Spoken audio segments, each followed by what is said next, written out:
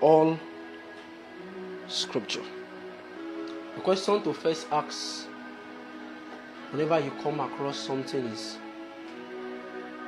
is it part of the scripture? If it is part, then all scripture. If one of the scripture is missing, it is no longer all scripture. 99.999% of scripture is not all scripture. All. On discussions of interpretation is another situation. But for now, all scripture is given, is inspired by God.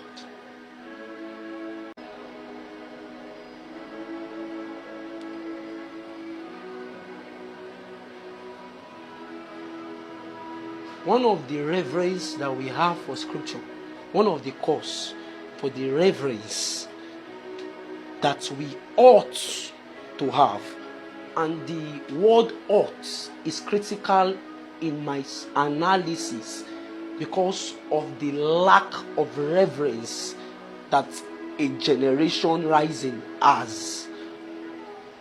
One of the reverence that we ought to have for scripture is on the ground that it is inspired by God.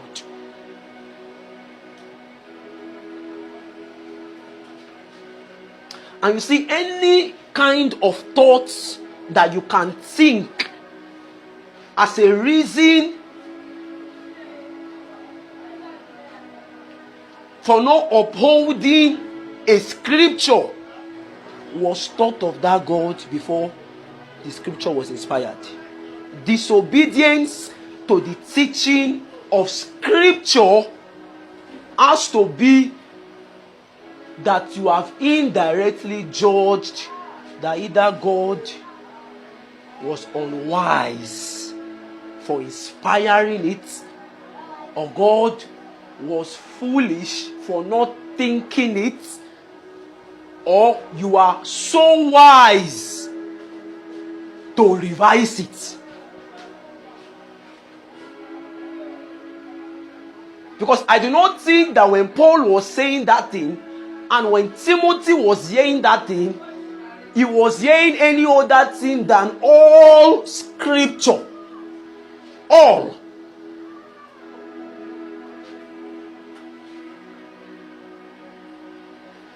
It's inspired by God.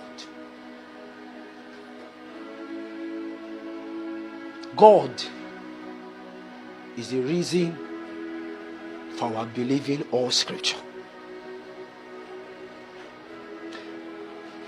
And that thing has delicate implications, because some scripture will offend you. Some scripture will contend with your context. And by context, I mean environment. Some scripture will offend the masses. We are not logically daft to not know that it is offending to the masses. The reason why we still stay with it is because all is inspired by God. All. So whether or not you feel like the Bible makes sense,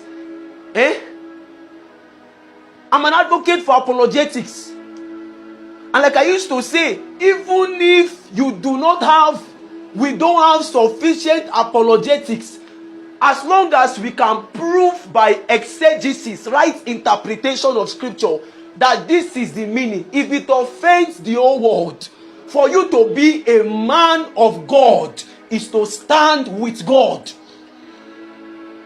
Whether it offends the whole world.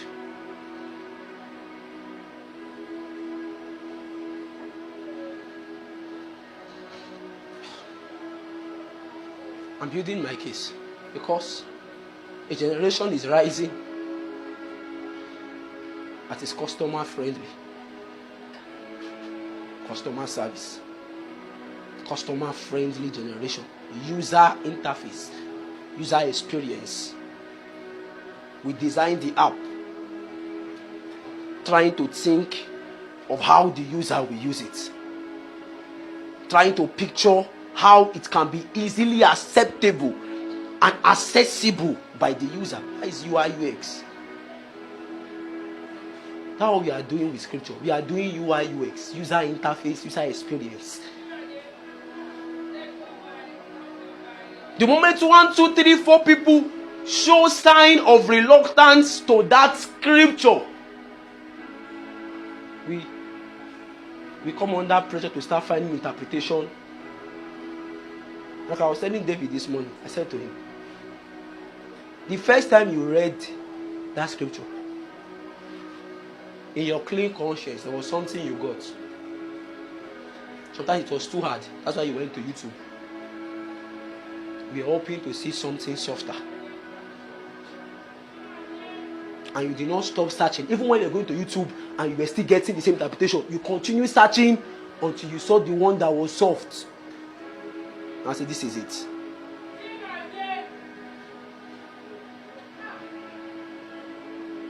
You have judged God unwise.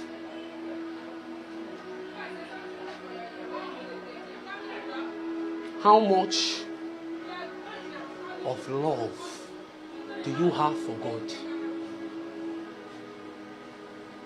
We don't stand with God because God is logically sensible.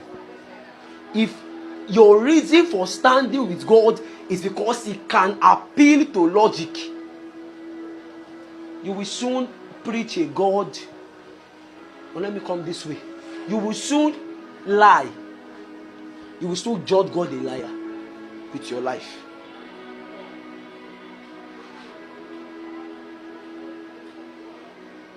Love for God is telling us that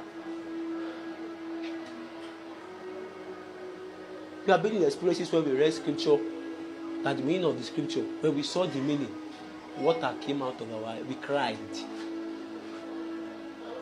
Who can hear this one? There were things in the Bible that when they heard, said this is an hard thing.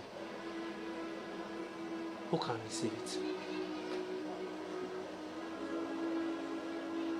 You have not made scripture, you have not made places where you will say this is an hard saying.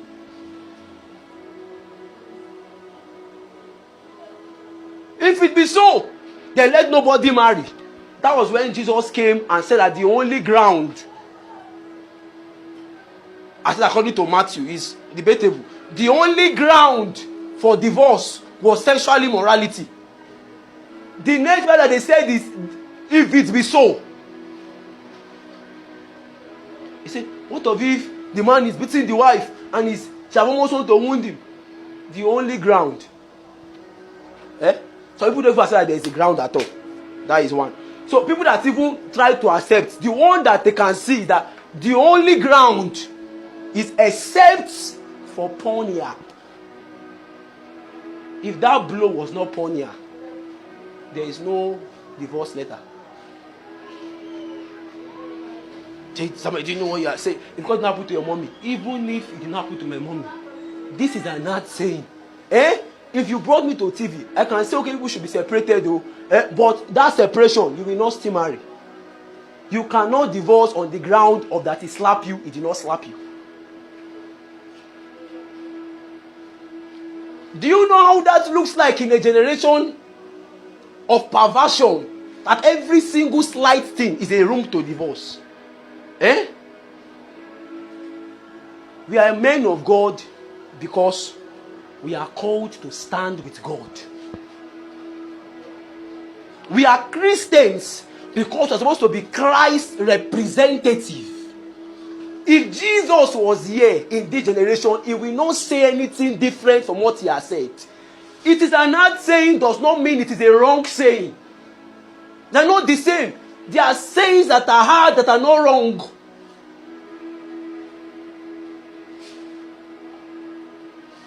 The moment the thing is hard for you to take, you automatically feel that it is wrong. If every saying is soft, you have to start hearing word. You start hearing word. Because if you even have a Christian life, you know that even the saying to not have relationship is an hard one. Now it's easy for you because Holy Ghost have helped you. When starting the journey, you did rising and falling with some sayings. All scripture. All. And there's no further place for me to begin to build this thing I want to do this night.